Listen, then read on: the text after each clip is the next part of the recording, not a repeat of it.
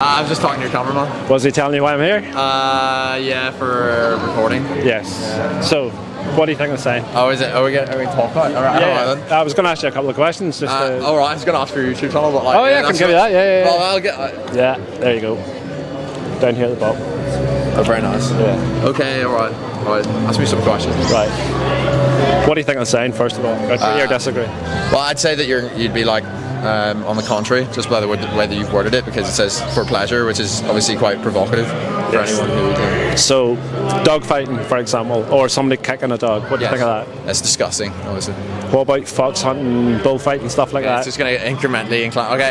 There's only 3 of these. Okay, right. Fox hunting, I'd say, is also outdated. Okay. Third one. What about taking an animal into a slaughterhouse, shooting them in the head, cut their throat, turn them into a burger when you can eat a plant-based version instead? Yeah, and then I start thinking how tasty a burger is, which is obviously a horrible jump. Yeah, for pleasure, right? Okay. But it's also necessity, no? No. At all? You know what I think? Okay. Why would it be necessity? Well, if you think of some of the land, like the tradition for one is for a lot of farmers and such, like it's been such a. I agree with you. Right. Okay, and then also you take the land that you can't grow crops on. That's useful for animals. Well, contrary to belief, 80% of the land in Ireland you can grow crops on, and we did used to grow a hell of a lot of crops, but animal farming's more productive and they make more money from it now. Yes. So if you look at Ireland. And I know of environmental stuff. I prefer to talk about the ethics of eating animals, but it's all related. So if you go out on an aeroplane, I'm sure you've been in one recently, and you look down in Ireland, it looks like a jigsaw puzzle of green fields. Yeah. It's all grass and silage, almost all of it. There's hardly any crops. So all the land is dedicated to farmed animals. Yeah. There's no crop growing because they're making an absolute fortune. Cows are worth like 1,200 quid each. Oh, naturally in Ireland as well. And some of the beef is exported to places like China and stuff like that. They make an absolute fortune out of it. So the countryside has been decimated. It's like a fake countryside now that we've been brought up to believe that's how the countryside should look. But 250 years ago, before the Industrial Revolution, Ireland was almost 90% trees, forests. They've all been cut down now, and now we've got fields to keep cattle in. Yes. The science says we could use 70% less land and still feed the world easily, and we could rewild that land. Because most of the crops that we are growing in the world, so over 70% of the crops that we grow are fed to animals. It was 60 billion, it's now up over to 70 billion land animals a year in the world. We're feeding them crops that we have to grow when we could just eat those crops ourselves, and there's only like 8 billion, just under 8 billion human beings. Right. And I get you about farmers. I'm not anti-farmer. We need farmers to grow crops and grow potatoes and grow vegetables and all that stuff. And I think they should be supported to transition away from animal agriculture, which has decimated the countryside and the environment and causes global warming, like it's the number one cause, and transition to a plant-based system. That's the way we should be going. That's what we should. Okay. So I agree that the homogeneous farming with the palm moles, palm trees and such, that's horrific. And you see with the crop. Those things are, can I just interject there and say, those things, I mean, palm oil is the most efficient plant to get oil from, so yeah, I absolutely hate it too, and I try and avoid it. But what's the alternative? Those issues like that are to do with there's far too many human beings. Do you think so? On this planet, I would always be inclined to believe that it's quite a nihilistic way of looking at it. It's almost a step from the Holocaust. I get you. But the way forward, if you look at the science, and I'm going to give you a couple of things before you go, is to transition to plant-based. If I could tell you, right, in Ireland last year, there are 4.89 million people. Yeah. Okay? We import it from the Amazon, corn, maize and soy, to feed pigs, 5 million tonnes. Yeah. That's a tonne per person. Yeah. To feed pigs, so you can eat a bacon sandwich every now and again. Yes. Doesn't make any sense. No, it doesn't. And I say a ton of food, man. If you had any idea what a ton of soy or corn maize, it's a lot. You're not going to eat a ton of corn or soy maize. We can use that ground to grow other crops instead of feeding it to animals. I think it's a beautiful idea, and in an ideal world, I'd be more than happy to have, because I've eaten vegan burgers and they taste great. But if you take, I'm really against caps on growth. And I was in caps on growth for farmers. Okay. And so I was in Holland recently, and they're putting the Dutch flags upside down in a protest against the caps and gross that the government has introduced to try and cut what you were saying was the biggest emissions, carbon emission. And so this is destroying the livelihoods of lots of farmers. The Swiss always man, I understand have that. this festival where they take the cows down from the mountains, and this year they couldn't do it. They were selling the produce for free because they can't get the price for the milk, and in Ireland it went the opposite way. So There's problems all around. The dairy industry is so bloody cruel, man, that people think it's this benevolent thing. But if you look at all the dairy herds, for example, you maybe know this, they're all girl cows, every single one of them. Boys don't produce milk. What do you think happens to the boys? They're Executed, most of them the day they're born. So the farmers will shoot them in the head, or I need to get a drink. No worries. So the boy cows are farmers. They're a waste product, and the Holsteins and the Jerseys don't produce good beef. Right. So some farmers will let them grow a little bit and take them to market, and they'll be killed a few weeks old. Most farmers will kill them the day they're born. So in Ireland, first 4 months of this year, almost 30,000 of them just executed because they don't produce milk, and the farmer doesn't want to feed them or keep them. I think that's wrong. Yeah, there's a lot of animal suffering.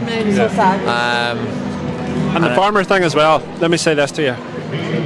I get it. I don't want farmers to go out of business. I want them to transition. But the way I always say to people is, so the arms industry keeps an awful lot of people in jobs. I don't advocate that we should drop bombs on innocent people because it keeps somebody in a job. And I certainly don't advocate that we should kill innocent animals just because it keeps somebody in a job. I understand that. Does that make sense? It does make sense. I don't know if it's proportional though, and I know that there's so much evidence for the way that animals, it's very natural. Obviously, the cows manure the ground, like the health of the soil. Well, the soil in Ireland's absolutely destroyed as well. Destroyed from what? From pig manure, because the farmers are constantly spreading slurry around the fields because they're keeping like anywhere between 6,000 to 30,000 pigs in industrial pig farms, which they all are. Have you ever seen a pig in a field here? Yeah, no, actually never. But I'm not an and expert, but surely is that not good I'm not trying to catch you. No, I know, I appreciate that you've been very honest with it. All we really grow is silage, so all they do is spread manure around the fields. They need to get rid of it. That's why you see the big slurry.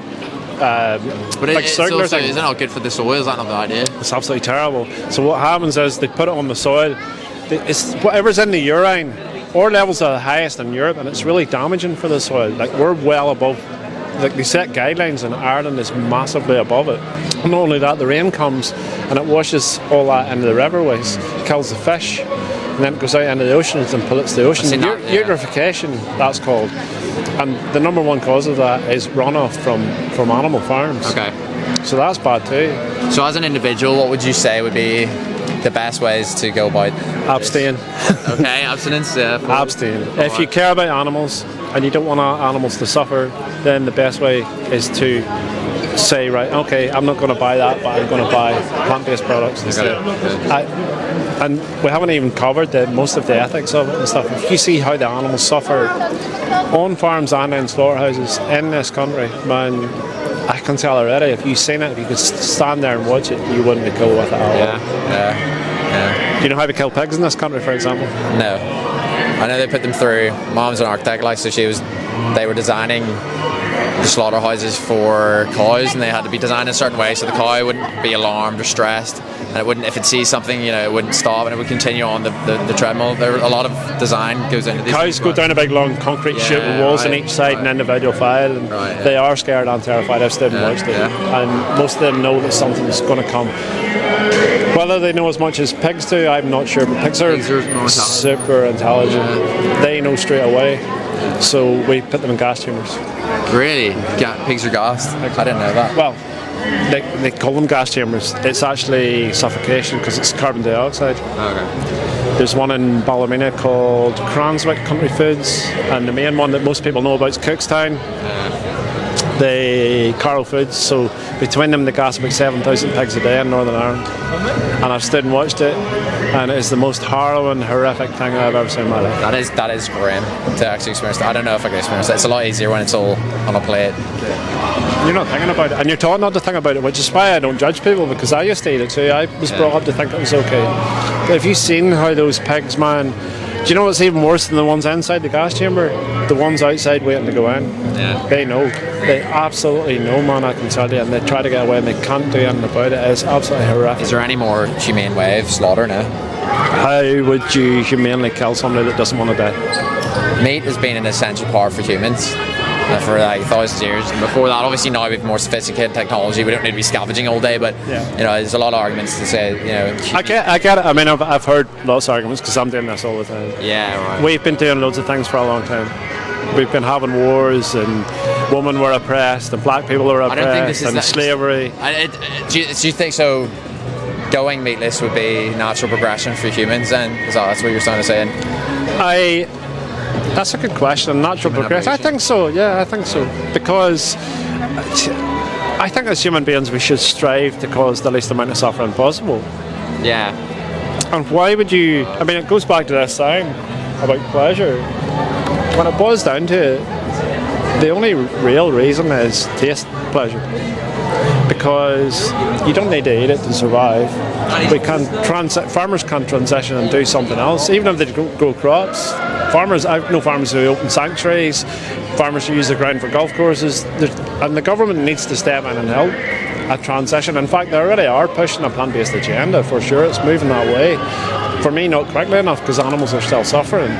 So yes, there's a massive systematic problem, but on an individual level, I'm not cool with baby cows being lamped in the head with a spade because they're worthless, or pigs being thrown into a gas chamber. And fundamentally, I feel it does boil down to that. There's so much levels of bureaucracy you'd have to wade your way through, and this might take hundreds of years. And I get you. It's very damaging, to move these policies in too quickly as well. It took 400 years for humans to learn that it was wrong for one human to own another human being his property. Right, and now I'm trying to. It's very interesting.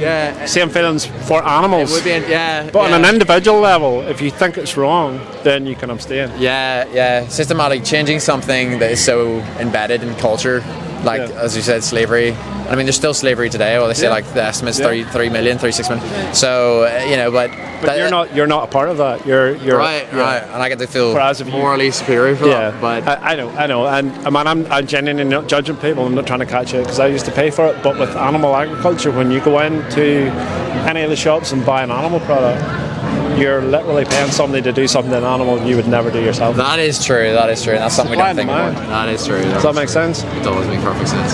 Did I give you a card? Yeah, you did, yeah. I appreciate the conversation, man. No worries. This sign is controversial, but I'm just trying to get people in. Of course, no, naturally, yeah. What's your name, by the way? Miles. You know mine already, You got a card. Oh, I do indeed. Thanks, brother. Thank you very much. Here, on the card, sorry, before you go, I'm not going to tell you to watch me, by the way. I'm going to tell you to watch somebody else. Okay, no, naturally I will. So the top one here, the best speech you'll ever hear, is free to watch on YouTube. Okay. It's a Jewish guy called Gary Yourofsky, bald head, and doing a university tour in America. Literal. Somebody sent it to me, and I thought, speech on YouTube. I didn't really want to watch that. It's literally the best thing I've ever seen in my life. Millions of views, and I couldn't argue with anything the guy said. And he's a great orator, and he puts it in a way. Like if I've given you if I pushed you a little bit towards it, he'll push you right down the road. Yeah, so. Right. No, that's brilliant. That's a very clever strategy as well, because I'm sure he's got all good points. Yeah. Okay, great, fantastic. All right, man. Thank you. Thanks again. Take it easy, brother. Yeah, you too, man. All right.